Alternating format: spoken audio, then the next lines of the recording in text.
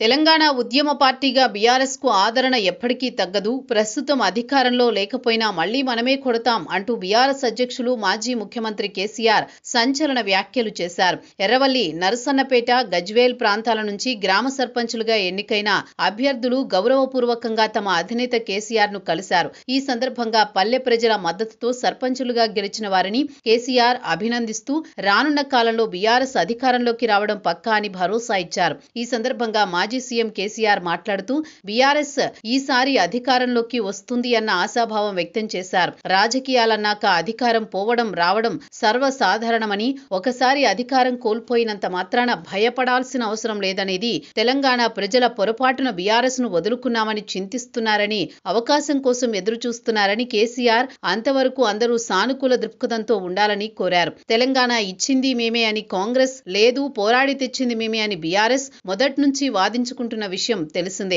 తెలంగాణ ఉద్యమానికి ఊపిరిపోసిన ఘనత కేసీఆర్ కెప్పటికీ ఉంటుంది. అందుకే కాంగ్రెస్ తెలంగాణ రాష్ట్రం ఇచ్చినా పోరాట యోధుడిగా కేసీఆర్ ను గుర్తించి అతని పార్టీకి అధికారం కట్టబెట్టింది తెలంగాణ సమాజం. 2 దఫాలుగా 10 ఏళ్ల పాటు బీఆర్ఎస్ అధికారంలో ఉన్నా రాష్ట్ర ప్రజలు ఆశించింది వనగూరలేదన్న విమర్శలున్నాయి. ఉమ్మడి ఆంధ్ర పాలనలో భంగపడ్డ తెలంగాణను బంగారు తెలంగాణగా మారుస్తామని కేసీఆర్ హామీ ఇచ్చిన 10 ఏళ్ల పాలన పలుదారుల్లో మళ్లిందన్న విమర్శను మూటగట్టుకోవలసి వచ్చింది.